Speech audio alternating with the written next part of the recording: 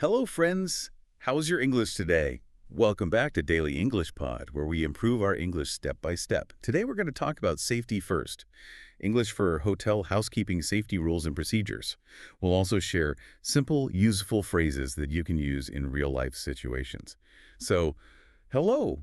How are you doing? I've been really looking forward to this topic all day. Hi, I'm doing great. Thank you. It's so good to be here. How about you? Ready to get into it? I'm feeling great, and yeah, I'm excited for today's topic. How about you? Me too. I really can't wait to get started. Safety is just such a crucial topic in any job, Mhm.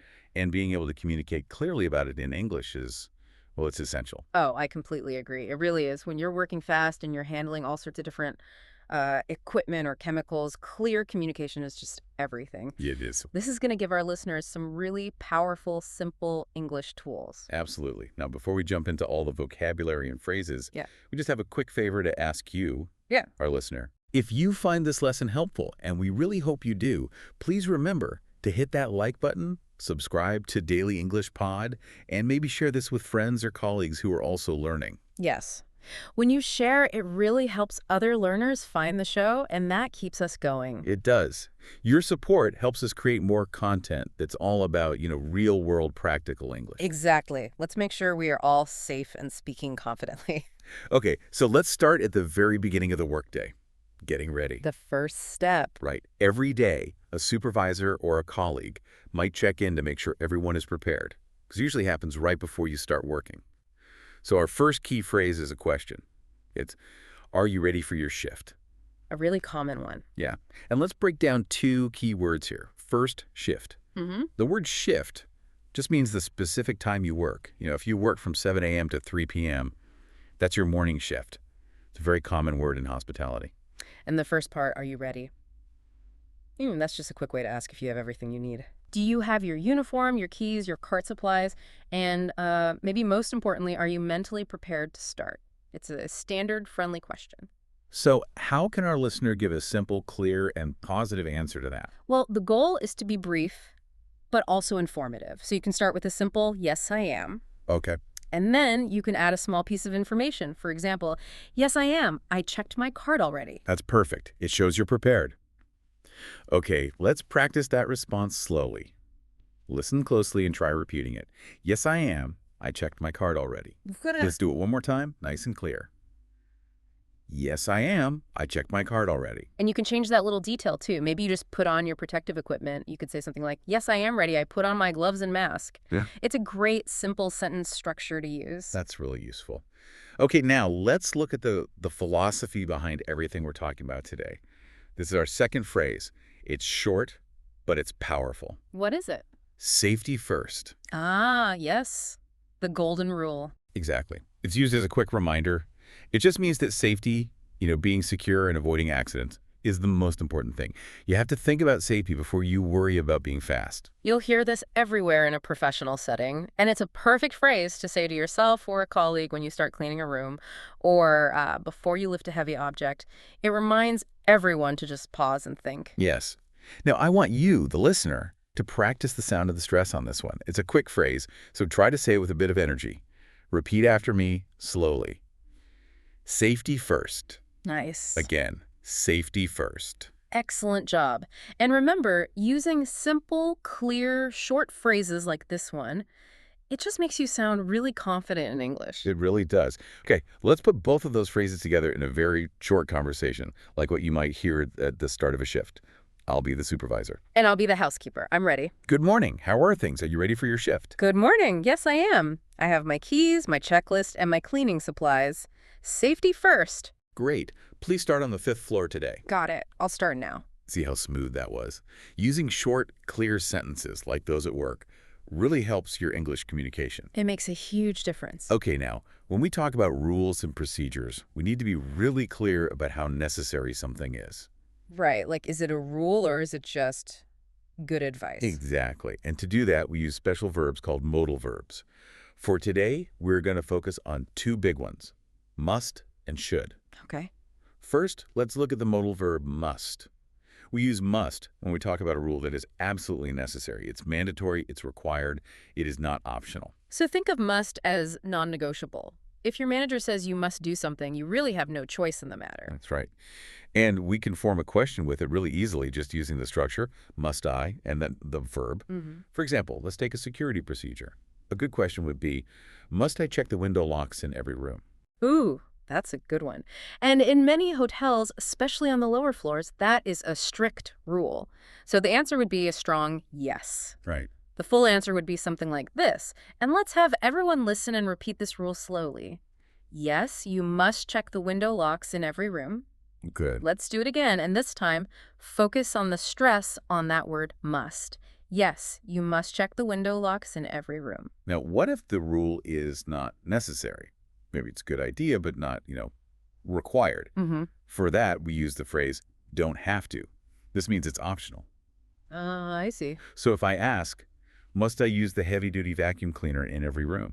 Huh. And the manager says no, the answer might be, no, you don't have to, but you should if the carpet is seriously stained. Okay, so that makes the difference really clear. Must is a solid rule. Don't have to means you have a choice. It gives you some flexibility. Exactly. Let's practice a don't have to sentence now. Go ahead and repeat after us. You don't have to clean the balcony railing, but you should quickly wipe it down. Let's try that one more time. You don't have to clean the balcony railing, but you should quickly wipe it down. Excellent job. You're really focusing on that structure. Okay, let's move to our second modal verb for today, should. Okay, so should. We use should for advice or suggestions or best practices. These are things that are generally a good idea. They'll help you do your job better or safer, but they might not be a strict mandatory rule like must. A perfect time to use should is when you're asking for advice on how to handle a common problem. We often use it with W questions like, what should I do? Right. For example, what should I do if I find a sharp object in the trash? Oh, that is so important for safety. So the answer provides the recommended procedure. The answer, using should, would be, you should use the proper disposal container immediately. Exactly. Let's practice that advisory sentence. Repeat after me, nice and slow. You should use the proper disposal container immediately. And once more, let's focus on that last word, immediately. You should use the proper disposal container immediately. That is a key piece of advice. Now let's try another common question using should. Think about where you store cleaning chemicals. Okay. The question could be, where should I keep the strong cleaning chemicals while I clean a room? I want you, the listener, just take a moment and think about what the best advice would be. The standard procedure is, you should keep them locked on your cart or put them high up in a closed cabinet. That's right. Okay, time for a short interactive practice for you at home. Think about general rules for cleaning and safety. Get ready. I'm going to ask the question, and I want you to mentally form your answer using the structure, I should, or you should. Yeah. Here is the question. What should you wear when cleaning toilets or bathrooms? Just take a moment to think of a simple sentence. Pause. Okay, the best advice is, you should wear gloves and protective eyewear. If you included that word should in your answer, you did a great job. Yes, well done. Yeah. If you got that right, you are really starting to master the difference between must the rule and should the advice. That's great progress. Now, in this section, let's make our English sound a bit more detailed by learning about simple compound sentences. This is just how we connect two related ideas using linking words like because or and. Oh, using these words makes your explanation so much clearer. Let's start with because. We use because to give the reason for a rule. The action comes first, and then the reason comes second. And here is a perfect example related to housekeeping security. We must lock the cart when we leave it because valuable items might be stolen. That makes perfect sense. Right, so we will practice this sentence slowly. I want you to pay attention to that linking word, because. Repeat after me. We must lock the cart when we leave it because valuable items might be stolen. Good. And again, nice and clear. We must lock the cart when we leave it because valuable items might be stolen. That structure is just so powerful. It teaches the rule and the reason at the same time. It does. Now let's try the connecting word and. We use and to connect two related steps in a procedure or two related rules that happen together. For instance, when you're dealing with a spill, always put up the wet floor sign and make sure the sign is visible from far away. Ah, I see. You connected two instructions with and. First action, put up the sign, and second action, make sure it's visible. Both are totally necessary for safety. Exactly. Okay, let's practice that example sentence, nice and slow. Repeat after me. Always put up the wet floor sign and make sure the sign is visible from far away. Great. One more time, clearly. Always put up the wet floor sign and make sure the sign is visible from far away. You know, if you can use must, should, because, and, you are building some really effective professional communication skills in English. You really are. Okay, now we are going to move to phrases for those critical moments. Situations that need immediate attention. Right, like warning people, reporting a problem, or asking for help. Exactly. Let's start with phrase set 1, warning others about danger. When someone is about to step into a dangerous situation, your warning has to be short and strong. Our first phrase is probably the most common quick warning you'll hear. Watch out. Yes. And it's often combined with what the specific danger is. For example, watch out. The cleaning cart is blocking the exit. Watch out basically just means stop what you're doing and look. It's very direct. It is. So let's practice saying this quick warning phrase with a clear, strong tone. Repeat after me. Watch out. Good. And again, watch out.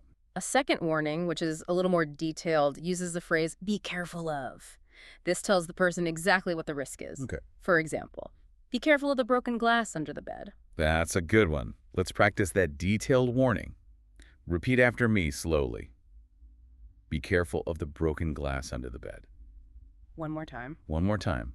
Be careful of the broken glass under the bed. Those two phrases are just so essential for preventing accidents. You should use them immediately if you see any danger. Definitely. Okay, next up we have phrase set 2, reporting an incident.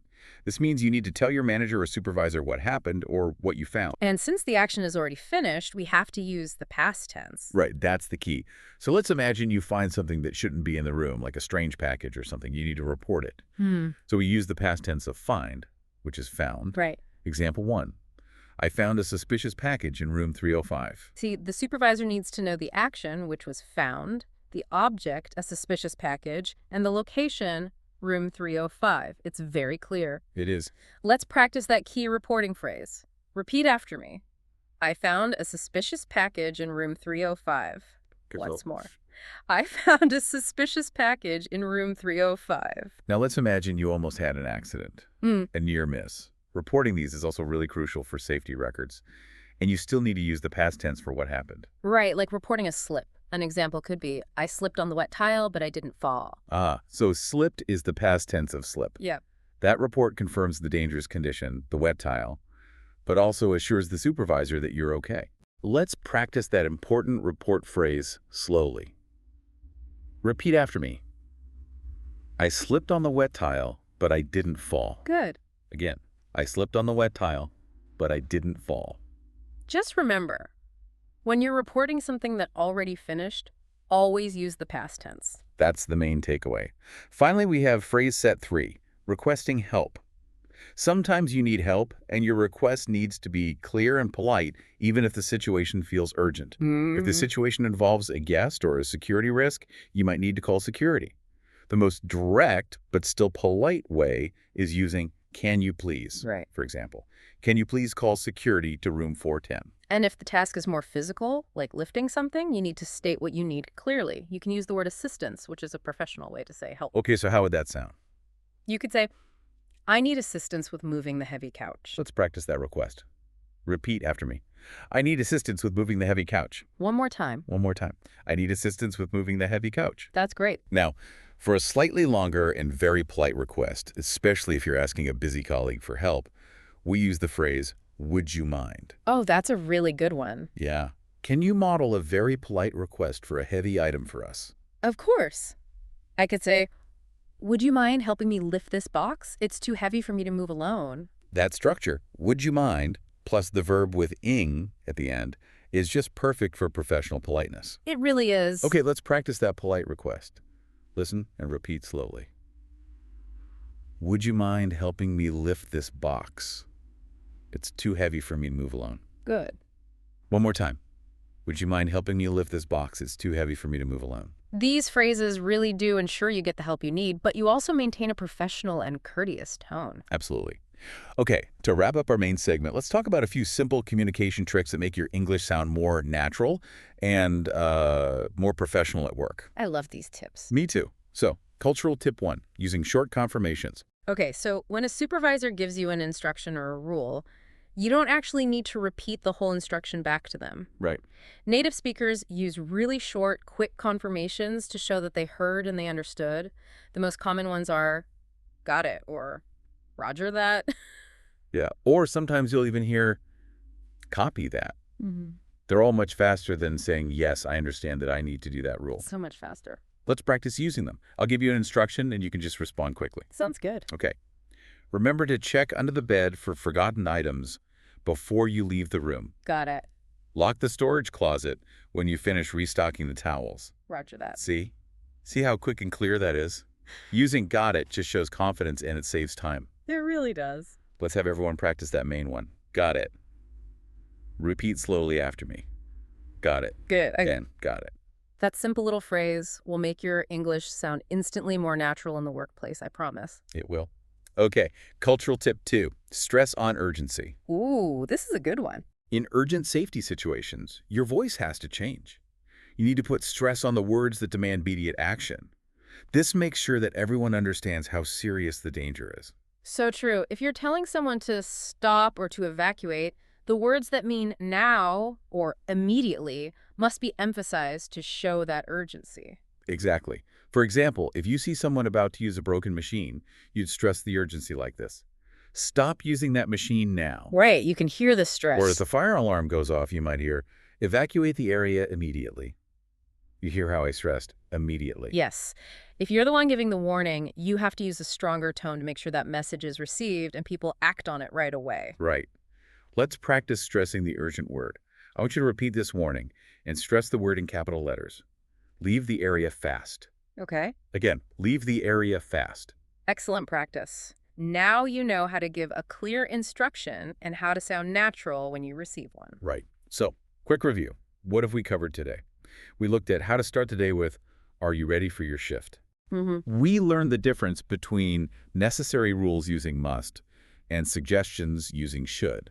And we focused on that quick communication for emergencies, using watch out for warnings and using the past tense when reporting incidents like I found or I slipped. That is a powerful set of tools, and we really encourage you to start using these phrases right away. Maybe practice the phrases for reporting something like I found a broken light fixture. Just say it 3 times before your next shift. That repetition really helps build confidence and natural flow. It really does. Thank you so much for joining us today for this practical focus on the English phrases essential for housekeeping safety. We hope these phrases and structures help you feel more confident and secure in your workplace communication. Remember, daily practice is always the key to improvement. Keep listening to English, try to shadow or repeat these phrases, and just look for chances to use them when you're speaking. Every single time you use a new phrase, you are getting better. And we love hearing from you. We encourage you to drop a comment below or just think about this question. What is one important safety rule at your workplace? Ooh, good question. Yeah, try to describe it using that compound sentence structure we practiced. We must do something because of this reason. We'd love to read your examples. And don't forget to like, subscribe to the channel, and share this if you found it useful. Your support helps us continue creating content focused on real, practical English skills. Yes, please do. We will be back soon with more lessons designed to help you improve your English step by step. Until next time, goodbye everyone. Stay safe. Goodbye, listeners. Keep practicing and speak confidently.